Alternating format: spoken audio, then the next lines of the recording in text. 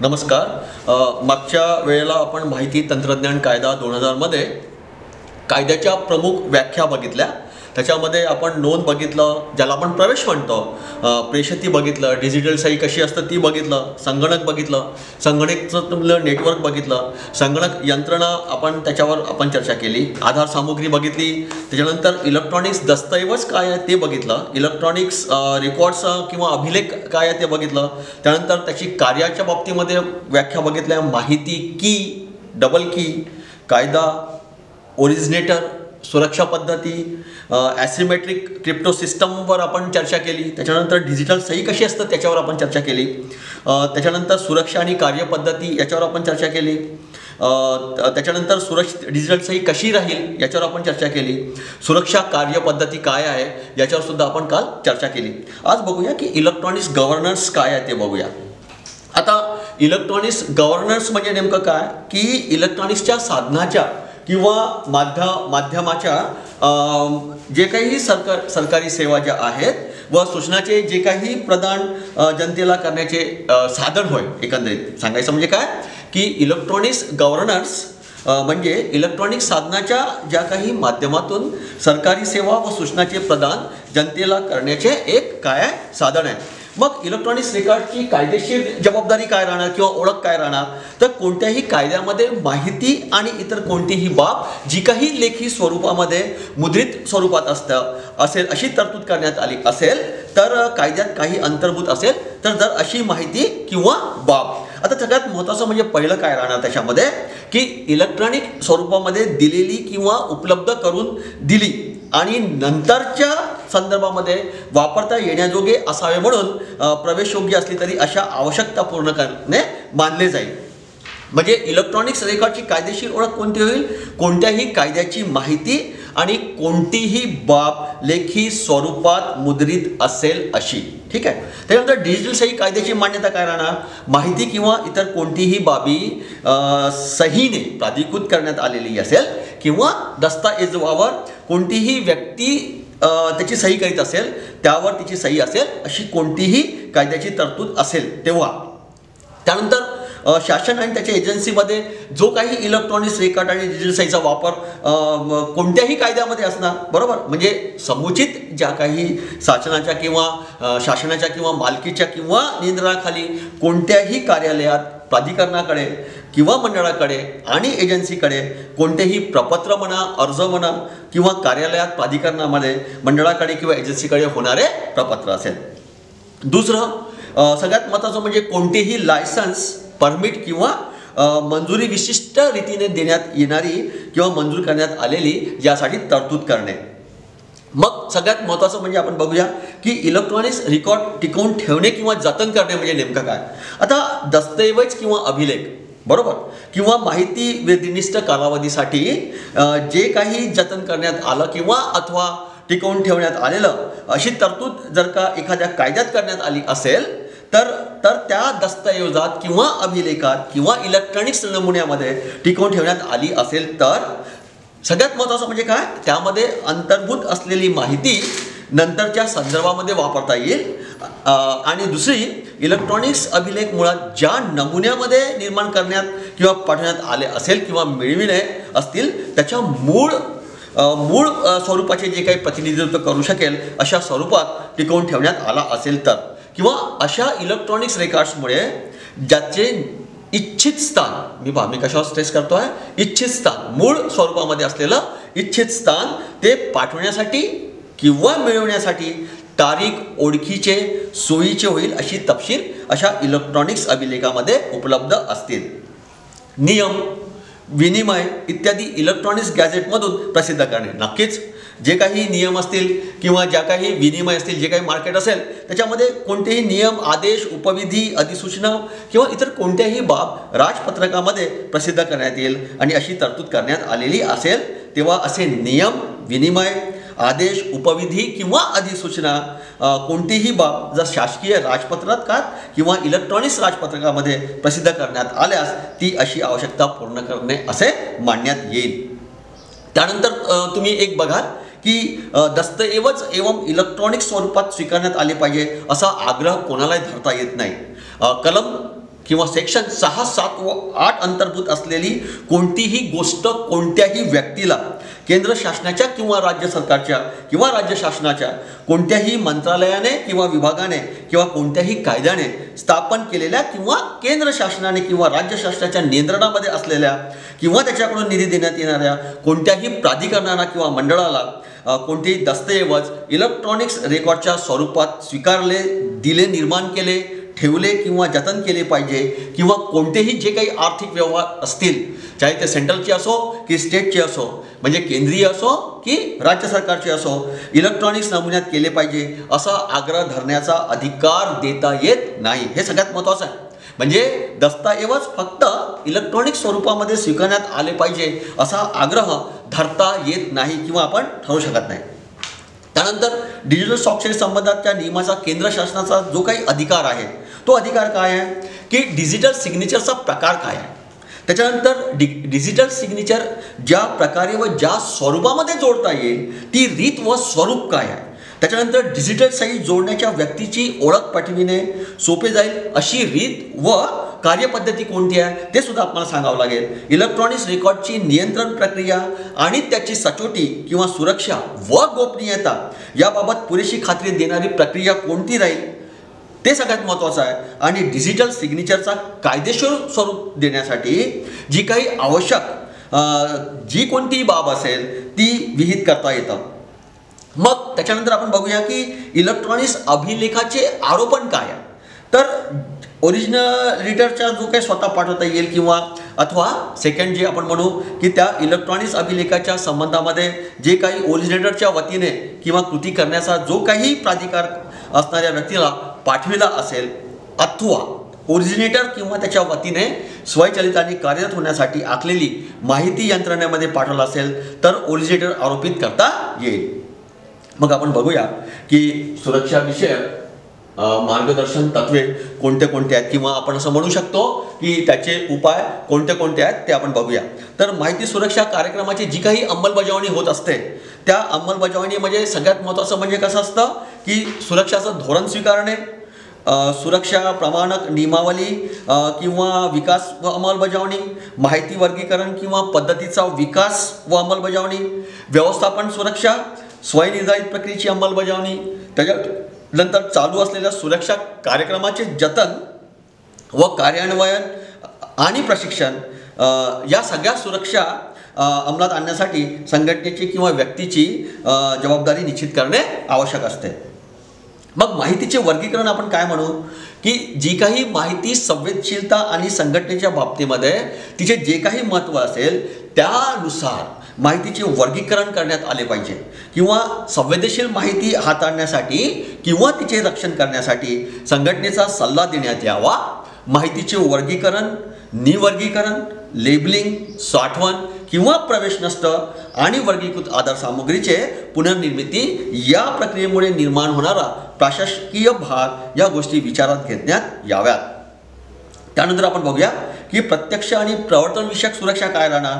तर जी काही तुमची साईट आहे ज्याला आपण स्थळ म्हणतो ते स्थळ डिझायनिंग कशा पद्धतीचं असेल हे सगळ्यात महत्त्वाचं आहे. म्हणजे ती साईट पूर, रासायनिक भेसळ किंवा स्फोटक सारख्या नैसर्गिक किंवा मानव निर्मित आपत्तीला बळी पडू नये. सगळ्यात महत्त्वाचं म्हणजे दुसरं काय राहणार की कार्यसंचालकाच्या स्वरूपानुसार जी काही भूपृष्ठाची योग्य रचना, वीज पुरवठा किंवा ऊर्जा, पाणी यासारख्या हानी संरक्षण गरजा पुरवण्यात याव्यात. त्याच्यानंतर साईटच्या बांधकामासाठी वापरण्यात आलेली सामग्री कशी असायला पाहिजे, अग्निरोधक असायला पाहिजेत. त्याच्यानंतर वातानुकूलित यंत्रणा असायला पाहिजेत, वीज पुरवठा यंत्रणा आणि योग्य पाठपुरावा असणारे विनाखंड वीज पुरवठा युनिट हे कामाच्या स्वरूपामध्ये स्थापन केले असायला पाहिजेत. कार्यचालनाच्या जागेवर जे काही स्वयंचलित किंवा अग्निशोधक, अग्निशामक यंत्रणा आणि अग्निशामक दल किंवा तत्संबंधी गरजा पूर्ण करण्याच्या दृष्टीने आवश्यक असलेली साधन सामग्री बसवण्यात यायला पाहिजे. मग अग्निसंरक्षण काय आहे की कार्यसंचालनाच्या जागेपासून 100 मीटरच्या आतमध्ये जर का जतनशील सामग्रीचा साठा करून ठेवू शकत असू तर हे सगळ्यात चांगली गोष्ट आहे. त्या कारणाने काय होणार की एखादी कुठली साईट किंवा एखादी कुठली वस्तू किंवा एखादी कुठली उपकरणे या सगळ्यांसाठी काय होणार, धोका जरी निर्माण झाला तरी आपण त्याचं अग्नीपासून संरक्षण करू शकतो. पर्यावरण संरक्षण आहे. आता पर्यावरण संरक्षण काय राहणार याच्यामध्ये की कार्य संचालनाच्या संपूर्ण जागेमध्ये किंवा उंच असलेल्या जमिनीच्या खाली वॉटर डिक्टेटर बसवण्यात यावा आणि तो ऐकू येण्याजोगा गजराला जोडण्यात यावा, पहिलं. दुसरं सगळ्यात महत्त्वाचं म्हणजे काय आहे की कार्यसंचालनाच्या जागेचे जे काही तापमान आहे आणि आर्द्रता आहे ते नियत कालावधीपर्यंत मॉनिटरिंग आणि नियंत्रण करण्यात यावे. त्यानंतर तिसरं काय आहे की कार्यसंचालनाच्या जागी बसविण्यात आलेल्या उपकरणाच्या संचालनासाठी कर्मचारी वर्ग प्रशिक्षित केलेला असावा आणि साधन सामग्री आणि यंत्रणा याची नियतकालीन तपासणी, चाचणी आणि देखभाल यासंबंधी सूची तयार करण्यात यावी. त्यानंतर आपण बघूया की माहिती व्यवस्थापन काय आहे.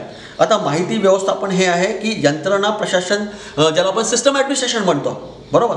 आता प्रत्येक संघटनेमध्ये योग्य रीतीने जे काही प्रशिक्षित करण्यात आले असेल यंत्रणा त्याची नियुक्ती केली पाहिजे व त्याची सुरक्षेची योग्य जबाबदारीसुद्धा घेतली पाहिजे. त्याच बरोबर सुरक्षा भंगाच्या सर्व बाबतीच्या नोंदी केल्या पाहिजेत. यंत्रणा प्रशासनाचे जे काही संशय पाठपुरावा कर्मचारी किंवा वर्गाच्या मदतीने माहितीच्या संरक्षणासाठी कळविण्यात आलेल्या आणि शोधून काढण्यात आलेल्या समस्याचे नियमित विश्लेषण पार पाडले पाहिजेत. त्याच्यानंतर आपण बघूया की संवेदनशील माहितीचं नियंत्रण काय करणार. जी काही माहिती संवेदनशीलता आहे तिला काळजीपूर्वक यानुसार त्याचे वर्गीकरण आणि संरक्षण करण्यात यावे. दुसरं, कोणत्याही माध्यमात साठवलेल्या सर्व संवेदनशील माहितीवर आधारित योग्य सुरक्षा वर्गीकरण केले असावे. त्याचप्रमाणे संवेदनशील माहितीचे परीक्षण करण्यासाठी वापरण्यात येणारे रूटर, स्विचेस, नेटवर्क डिव्हाइस व कॅम्प्युटर यासारखी जे काही इलेक्ट्रॉनिक संदेशवहन आहेत यंत्रणेमध्ये पुरेशी सुरक्षा यंत्रणा बसवलेली असावी.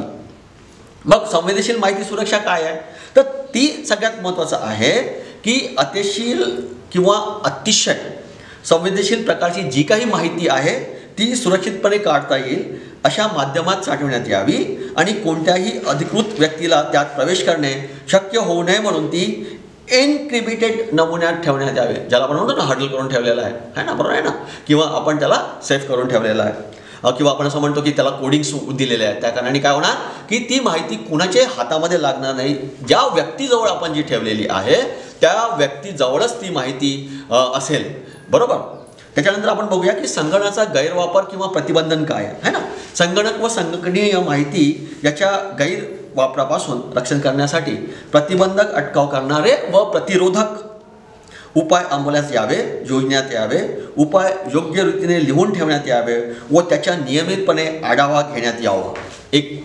दुसरं, प्रत्येक संघटनेत सुरक्षा भंगाच्या बाबतीत वेगाने कार्यवाही करण्यासाठी जी काही प्रभावी उपाययोजना स्थापन करण्यात आली पाहिजेत. तिसरं, सुरक्षा भंगाच्या बाबतीत सर्व घटना यंत्रणा प्रशासकाला किंवा यंत्रणा सुरक्षा प्रशासनाला कळविण्यात यावा. मग सुरक्षा यंत्रणा आणि सुविधा याचा वापर आपल्याला करावा लागेल. त्यासाठी काय राहणार, यंत्रणेचे अखंडत्व आणि सुरक्षा उपाय. हे एक दिवसाचं काम नाही आहे ना, हे बिलकुल सस्टेनेबल आहे, कंटिन्युअस आहे. त्याच्यामुळे काय करावं लागेल, सुरक्षा यंत्रणा किंवा सुविधा याचा वापर आपल्याला व्यवस्थित करावा लागेल. त्यानंतर आपल्याला काय बघावं लागेल, यंत्रणा प्रवेश नियंत्रण जे आहे ती सिस्टीम जी आहे, यंत्रणाची जी काही सिस्टीम असेल प्रवेश नियंत्रणाच्या बाबतीमध्ये ती सिस्टम आपल्याला एका विशिष्ट साच्यामध्ये आपल्याला ठेवावी लागेल किंवा जी काही साठवण्याची जी काही पद्धत असेल ती साठवण्याची पद्धतसुद्धा एका विशिष्ट वैशिष्ट्यपूर्ण वापरण्यामध्ये आपल्याला ती ठेवावी लागेल. सर्वांच्या कृतीवर आपल्याला बारकाईने लक्ष ठेवावं लागेल. सुरक्षा सॉफ्टवेअरची जी काही सुरू होण्याची आणि बंद होण्याची जी काही कार्यपद्धती असेल ती स्वयंचलित असायला पाहिजेत. म्हणजे एखाद्या वेळेस समजा एखादी चुकून समजा एखादी काय राहून गेलं तरी ती ॲटोमॅटिक काय झाली पाहिजेत, बंद झाली पाहिजेत. आणि जी काही प्रवेश यंत्रणा असेल किंवा साधन मार्गाचा करावयाचा जे काही रिक्वेस्टेबल सिस्टीम प्रशासकाची योग्य मान्यता घेण्यात यावी किंवा प्रवेश प्राधिकरणाच्या नियमासाठी मार्गदर्शक तत्त्वे आणि कार्यपद्धती विकसित व कार्यान्वित करण्यात यावी. मग हे पासवर्ड व्यवस्थापन काय आहे तर पासवर्डसाठी किमान दर्जा मानकाचे अंमलात आणायला पाहिजेत. पासवर्ड हे जास्तीत जास्त 3 लॉग प्रयत्नापर्यंत मर्यादित असाल. म्हणजे एकदा आपण केलं तरी ब्रेक नाही झालं, दोनदा केलं तरी ब्रेक नाही झालं, तिसऱ्यांदा आपण वापरलं तरी ब्रेक नाही झालं, म्हणजे ॲटोमॅटिकली 3 नंतर काय होऊन जाणार, ते क्लोज होऊन जाणार. प्रारंभिक किंवा पुन्हा सेट केलेला पासवर्ड पहिल्या वापरानंतर वापरल्यानंतर तो बदलावा. म्हणजे काही दिवसानंतर काय करायला पाहिजे, पासवर्ड हे नेहमीच बदलवत राहायला पाहिजेत, पण बदललेला पासवर्ड हा सुद्धा लक्षात राहायला पाहिजे, नाहीतर आपली पूर्ण सिस्टम काय होणार, बंद होऊन जाणार. त्याच्यानंतर आपण बघूया की आधार सामुग्री व साधन सामुग्री याच्याचं संरक्षण कसं करायचं, की ज्या काही सर्वच्या बाबतीमध्ये जी काही माहिती आहे आणि नियुक्त मालकाचा जो काही जबाबदार मानण्यात येणार, कोणतेही साधन सामुग्रीची किंवा साधन मार्गाचे जे काही प्रवेश नियंत्रण असतील किंवा सिस्टम ॲनालिसिस असेल किंवा डिझाईन प्रक्रियेचा भाग म्हणून निर्धारित करण्यात येईल. त्याचप्रमाणे ॲप्लिकेशन प्रोग्रामला उत्पादन यंत्रणेमध्ये प्रवेश अनुज्ञा असणार नाही, हे सुद्धा तितकंच महत्त्वाचं आहे. त्याच्यानंतर आपण बघूया की संवेदनशील यंत्रणा संरक्षण काय आहे, तर सिक्युरिटी टोकन किंवा स्मार्ट कार्ड किंवा बायोमेट्रिक टेक्नॉलॉजी म्हणजे डोळ्याच्या बावल्यावरून ओळखणे, बोटाच्या ठशाची पडताळणी इत्यादीच्या बाबतीमध्ये जे काही संगणक यंत्रणेमध्ये प्रवेश करण्यासाठी पासवर्ड करण्याचा पूरक म्हणून वापर करण्यात येईल, है ना. खूप संवेदनशील आहे. कधी कधी आपण नुसते डोळे उघडल्याबरोबर आपली एखादी सिस्टम ओपन होऊन जातं.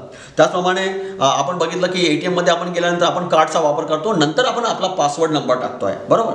बायोमेट्रिक टेक्नॉलॉजीमध्ये आपण काय बघतो आहे की कुठल्या तरी याचं ठसा है ना, बरोबर आहे की नाही, म्हणजे बोटाच्या ठशाची पडताळणी जी काही तिथे आपण इन्क्लूड्स केली असेल ती त्याचप्रमाणे ती बरोबर मिळते की नाही मिळत हे बघण्यासाठी, बरोबर.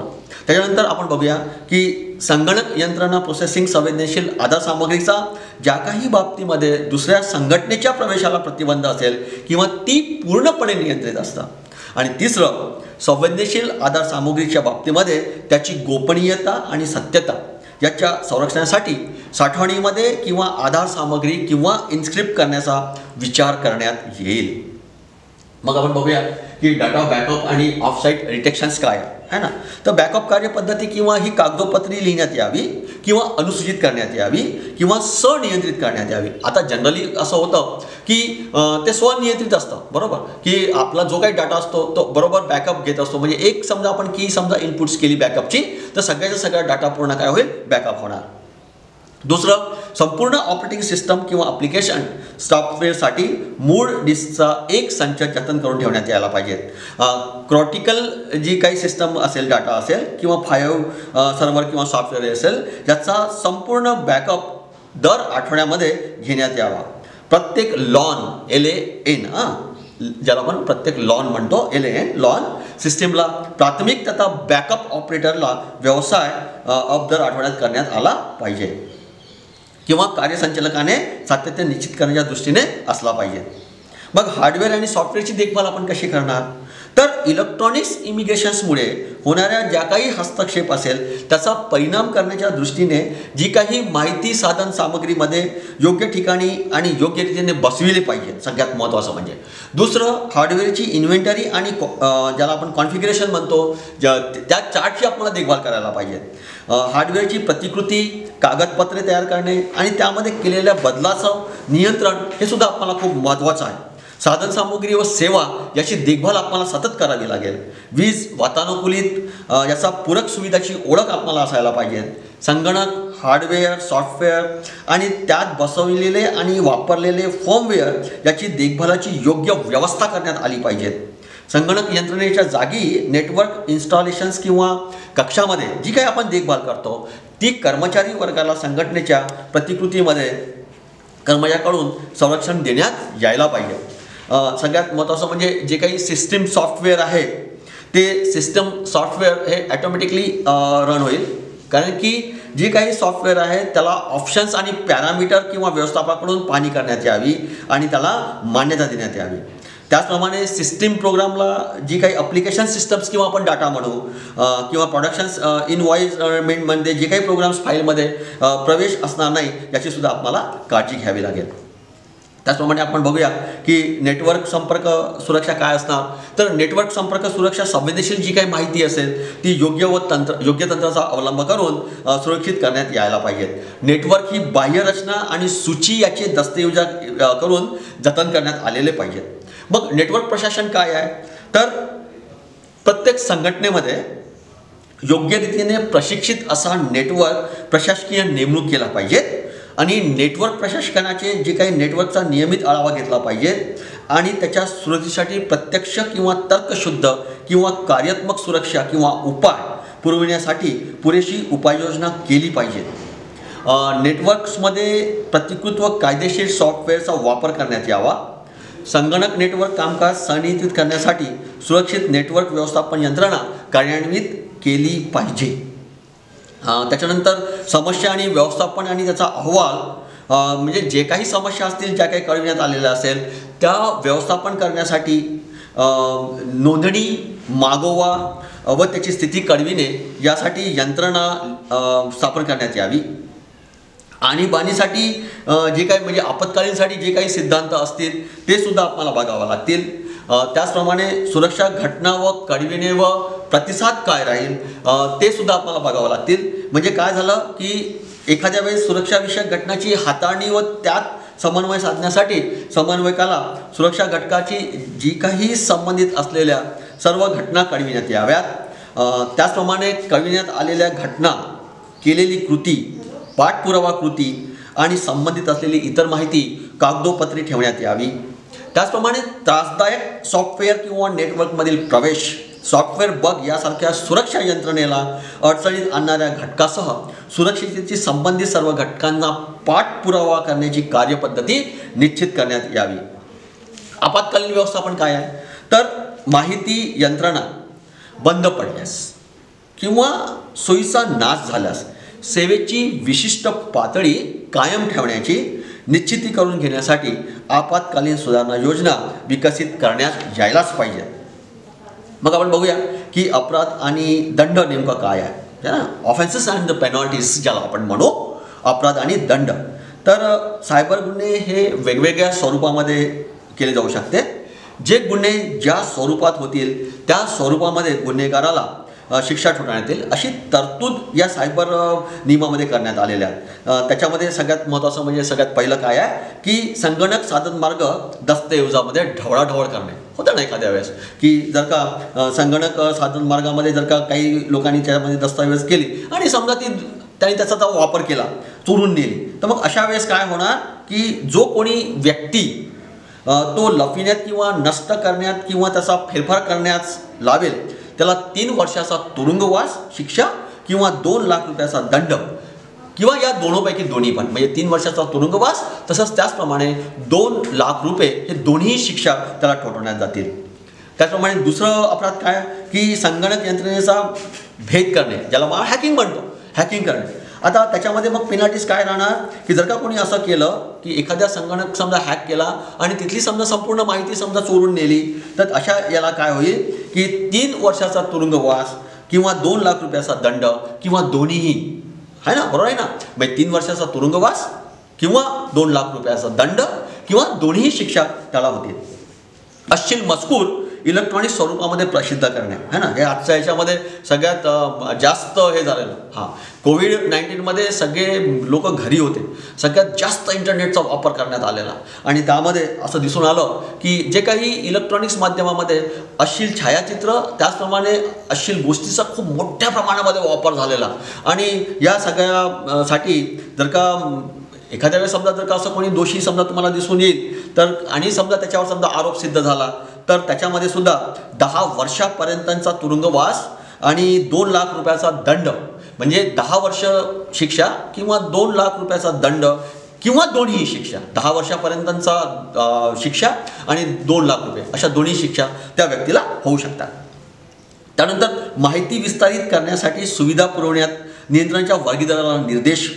आता त्याच्यामध्ये काय होणार की डिस्क्रिप्टिव्ह राहील या सगळ्या गोष्टी, बरोबर, की एखाद्या व्यक्तीने एखादी माहिती दुसऱ्याला पुरवली आणि त्या व्यक्तीला त्याचा फायदा झाला हा ना. आता आपण कधी कधी आपण पेपरमध्ये वाचतो ना की भारतातील सुरक्षेची जी माहिती होती बॉर्डरवरनं पाकिस्तानला गेली किंवा कुठल्या तरी दुसऱ्या देशामध्ये गेलेली, बरोबर. म्हणजे सुरक्षा भेदून जी काही सुरक्षितते बाबतीत याला आपण मिलिटरी म्हणू, मिलिटरीची जी काही माहिती होती ती सगळीच्या सगळी माहिती पुरवली, त्या दुसऱ्या लोकांना फायदा झाला. पण पुरवणारा जो कोणी व्यक्ती असेल, बरोबर, त्या व्यक्तीला तो दंड होईल. बरोबर. आणि ते सगळ्यात महत्त्वाचं आहे. आणि अतिशय महत्त्वाचं म्हणजे ते पोटकलम ज्याला आपण सेक्शन्स म्हणू, त्या निर्दिष्ट केलेल्या एजन्सीला म्हणजे जिथून ती माहिती गेली ते सुद्धा त्या शिक्षेच्या पात्रतेमध्ये येतील. ज्या ठिकाणून ही माहिती पुरवल्या जाईल ती सुद्धा जागा असं आपण म्हणू, ती जागा सुद्धा किंवा ती जागा ज्या हक्काच्या माणसाची असेल, की ज्याला आपण वर्गणीदार म्हणू, ज्या हक्काच्या माणसाची असेल तो व्यक्ती सुद्धा तितक्याच शिक्षेला पात्र आहे. पहा मी काय म्हणते, एखाद्या व्यक्तीने ज्या ठिकाणाचा उपयोग केला आणि ते जे ठिकाण असेल त्या ठिकाणाचा जो कोणी मालक असेल तो मालक सुद्धा त्या शिक्षेस पात्र राहील. संरक्षित यंत्रणा काय आहे?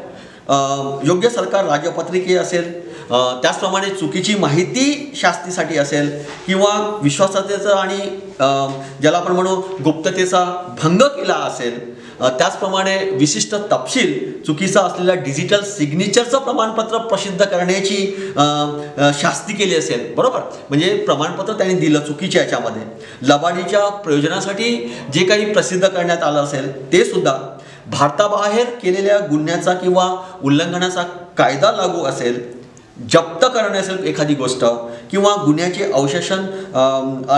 अन्वेषण करण्याचा जो काही अधिकार असेल, या सगळ्याच्या बाबतीमध्ये ज्या काही शिक्षा ठरवण्यात आलेल्या आहेत त्या फौजदारी शिक्षा आहेत.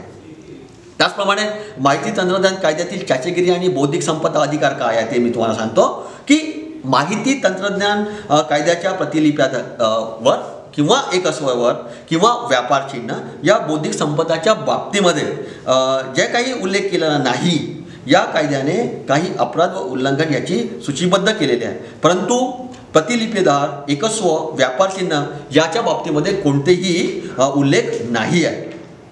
त्याचप्रमाणे आपल्याला असं दिसून येईल की माहिती तंत्रज्ञानाच्या या युगामध्ये संगणक आणि इंटरनेट या सर्व बाबी सर्वांसाठी खुल्या झालेल्या आहेत. आपण इंटरनेटच्या सहाय्याने जगातील कुठलीही पुस्तके वाचू शकतो, वस्तूच्या उत्पादनाविषयी माहिती मिळवू शकतो, इंटरनेटची माहिती घेता येईल. माहिती उपलब्ध असणाऱ्या लेखकाच्या परवानगीशिवाय त्या सॉफ्टवेअरचा उपयोग करणे किंवा त्याची नक्कल करणे हे अवैध आहे आणि हे कृत्य कसं आहे.